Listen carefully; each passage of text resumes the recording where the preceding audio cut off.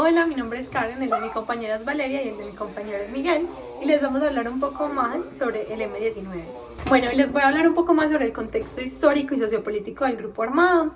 Entonces el M-19 surge como una segunda generación de las guerrillas en Colombia y surge entre los años 70 y 80.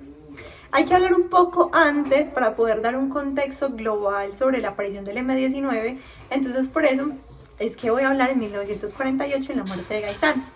Gaitán era la esperanza de Colombia, era el que iba a marcar un cambio total en la democracia colombiana. Entonces él movilizaba masas, la gente lo seguía a donde fuera. Entonces se da una respuesta a la muerte de Gaitán y fue la violencia. Esta violencia solo se intensificaba y Rojas Pinilla apoyaba al pueblo en toda esa revolución, en toda la revolución.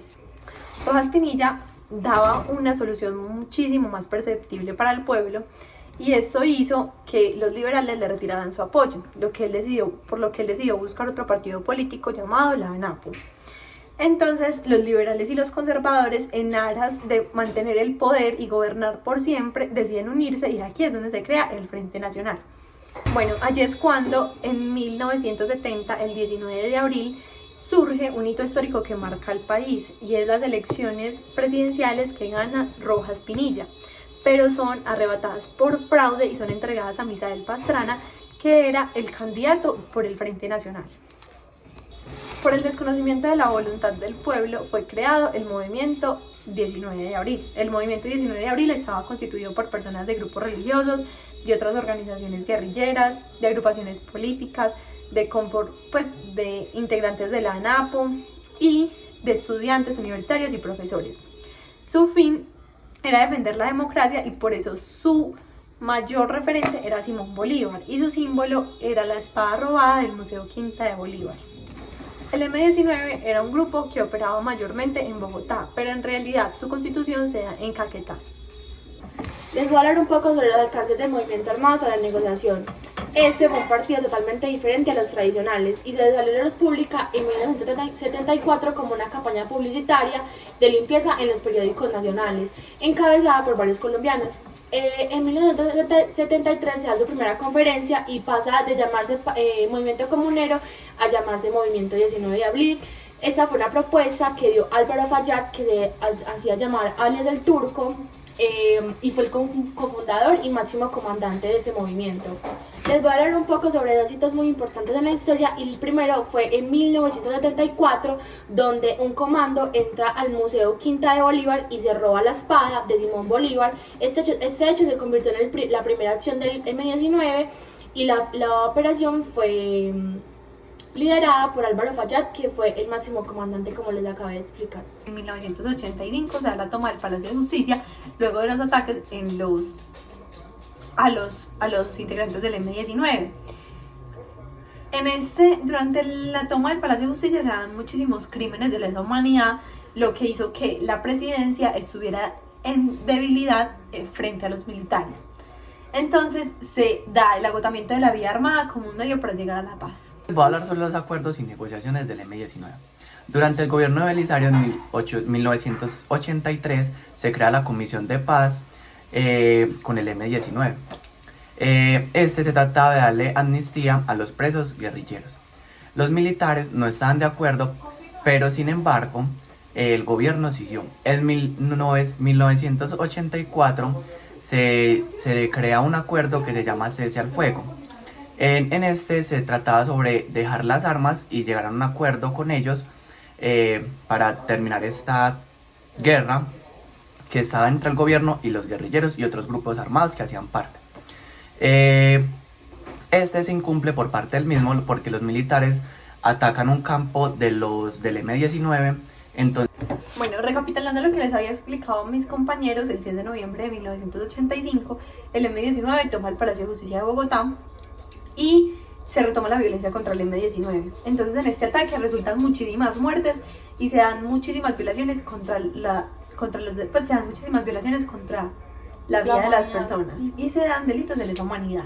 Bueno, en 1986 el M-19, pues debilitado por las muertes de algunos líderes, se une con otras guerrillas y secuestran a Álvaro Gómez para presionar al gobierno para llegar a un acuerdo de paz.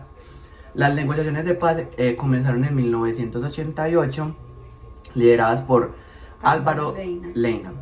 En enero de 1989 se firmó la declaración conjunta que llevó al cese de fuego del M-19.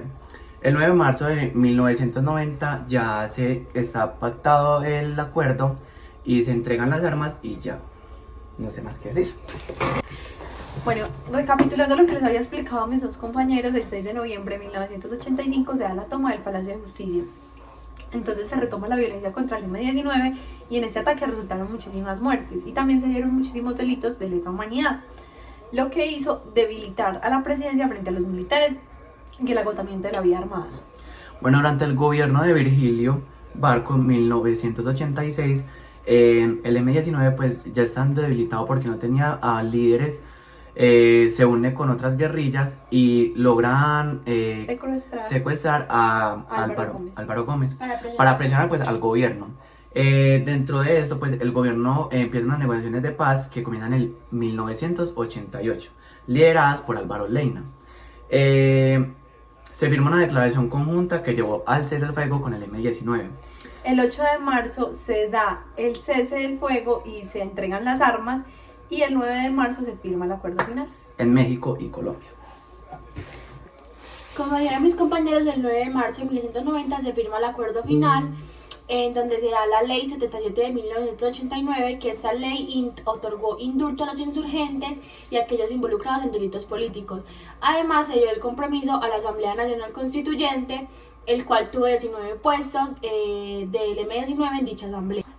Bueno, la pregunta para Karen es, ¿qué rol jugó el Frente Nacional en la radicalización de los movimientos políticos como el M-19? Bueno, el Frente Nacional juega un papel súper importante porque es debido a la unión de liberales y conservadores que se da este cierre al poder de otros partidos. O sea, ya ningún otro partido podía participar y ellos creían que podían gobernar perpetuamente con este acuerdo de que cada 4 años uno, cada 4 años otro. Pero pues influye muchísimo porque creen que pueden gobernar perpetuamente. Karen, entonces ¿tú crees que pudo haber sido diferente si no existiera este acuerdo entre liberales y conservadores? Bueno, si no hubiera existido el Frente Nacional, yo creo que eso hubiera sido muy diferente, porque precisamente ese fraude electoral se dio a que el Frente Nacional quería gobernar perpetuamente.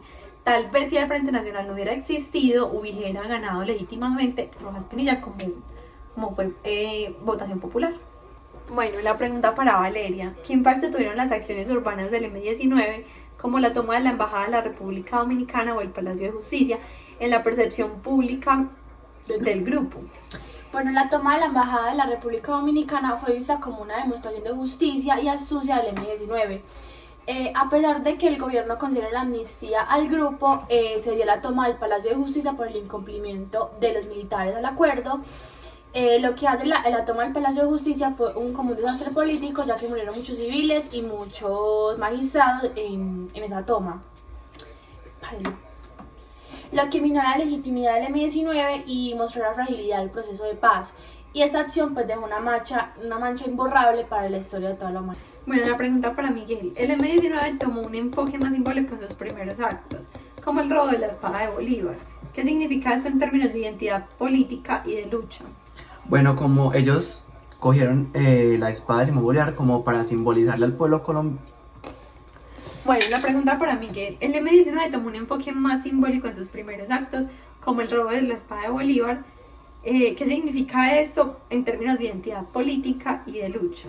Bueno, pues ellos les querían demostrar al gobierno y al pueblo colombiano de que la espada de Simón Bolívar era como símbolo de independencia y democracia, que es de lo que él hizo desde un principio.